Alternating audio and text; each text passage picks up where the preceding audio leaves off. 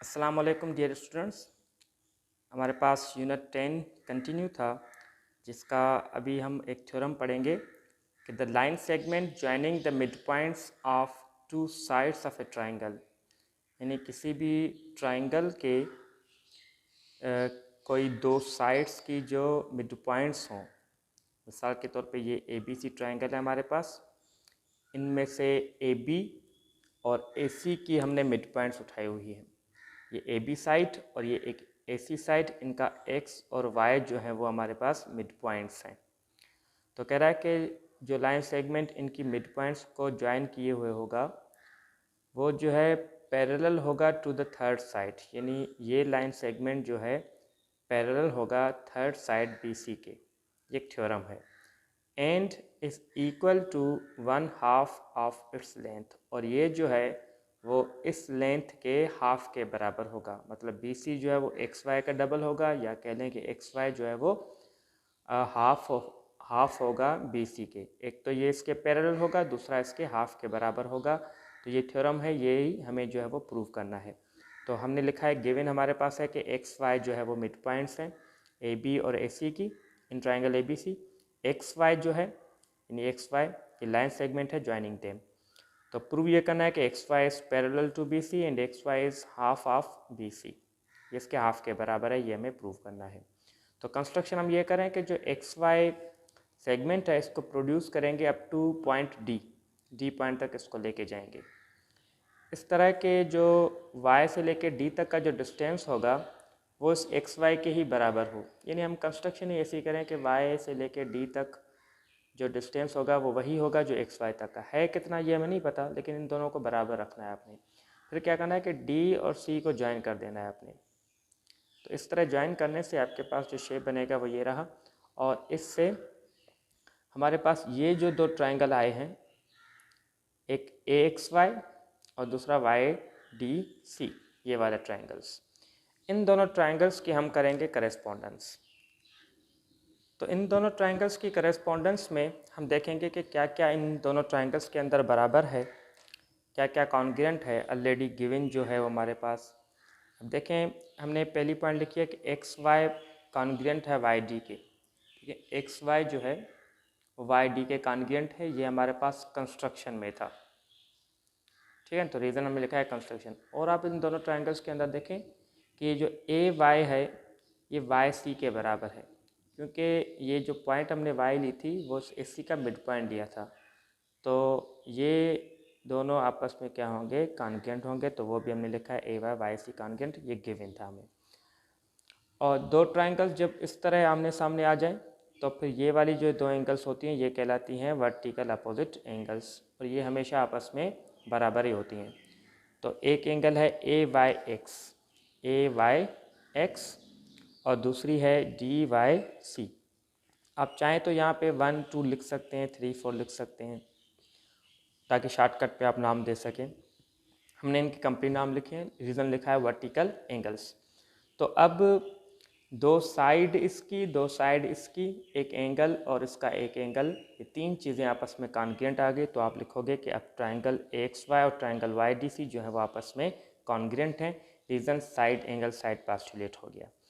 अब जैसे कि ये दोनों ट्राइंगल्स अब कॉन्ग्रुएंट हो चुके हैं, तो अब इनकी रिमेनिंग एंगल्स और रिमेनिंग साइड वो भी कॉन्ग्रुएंट होंगी ड्यू टू कॉन्ग्रुएंसी।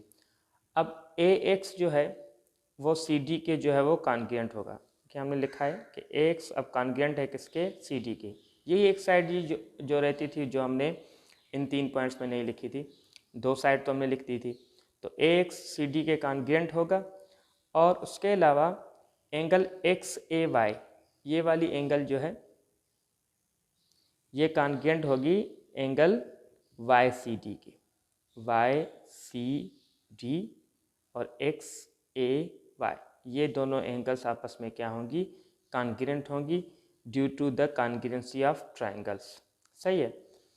अब इन दो एंगल्स को कॉन्ग्रुएंट कहने का रीज़न जो है वो ये है कि हमने आगे चल के जो है वो इन दोनों लाइंस को पैरेलल कह देना है, क्योंकि ये दोनों एंगल्स जो है आपको नज़र आ रही हैं वर्टिकल एंगल्स के तौर पे अपना अल्टरनेट एंगल्स के तौर पे नज़र आ रही हैं। तो ये दोनों लाइंस को हम पैरेलल आगे चल के कहेंगे। फ़िलहाल हमने क्या किया कि AX और CD को कॉन्ग्रुएंट कहा है, और AX जो है वो ऑलरेडी XB के बराबर है, यानी AX जो है वो XB के बराबर है, ये हमें गिवन था, ठीक है ना।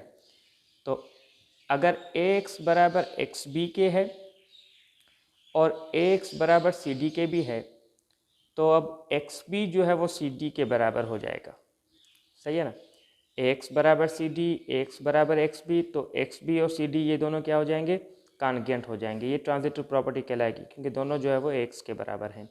तो अब AX, XB और CD को हमने कह दिया है कि भाई ये दोनों आपस में क्या हैं, कॉन्ग्रुएंट हैं, ठीक है ना। तो जब भी, अच्छा उसके अलावा यही जो मैं कह रहा था सवेरे कि AX और CD को आपने कह देना है कि भाई ये पैरेलल हैं, क्योंकि ये ट्रांजिटिव अपना ये अल्टरनेट एंगल्स हैं, तो ये दोनों पैरेलल होंगी। अगर ये दोनों पैरेलल हैं तो फिर XB और CD भी जो है वो क्या होंगी, पैरेलल होंगी। देखिए अगर XB और CD जो है वो आपस में पैरेलल हो जाएंगी, जैसे ये AB है, ये AX है, ये XB है, ये सारी एक ही लाइन है, ये पूरी एक ही लाइन है, तो फिर ये सब जो है वो CD के क्या होंगे, पैरेलल होंगे। तो AB पैरेलल है CD के, इसका मतलब हुआ XB भी जो है वो पैरेलल है किसके, CD के। रीज़न वही कि भाई अल्टरनेट एंगल्स जो हैं वो XAY और YCD ये कॉन्ग्रुएंट थी, तभी हमने इनको पैरेलल कह दिया।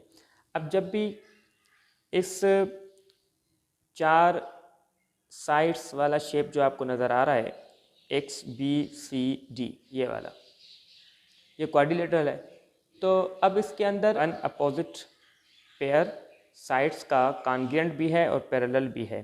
तो हम लिखेंगे कि XBCD जो है वो अब हो जाएगा पैरेललोग्राम, क्योंकि एक पेयर अगर पैरेलल भी है, कॉन्ग्रुएंट भी है, तो फिर वो पैरेललोग्राम ही होगा, फिर उसका दूसरा पेयर भी ऑटोमेटिकली कॉन्ग्रुएंट भी होगा, पैरेलल भी होगा। ये हमने थ्योरम शुरू में पढ़ा था।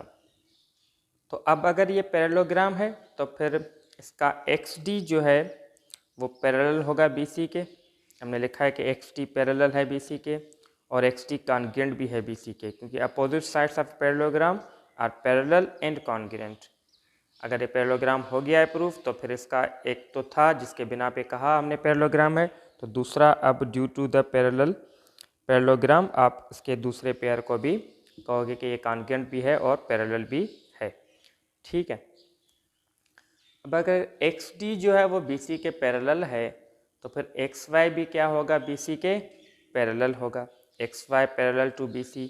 रीज़न क्या लिखा है हमने कि XD और XY आर सेम लाइंस, ये एक ही लाइन है, तो फिर आप उनको भी कहोगे कि वो पैरेलल हैं।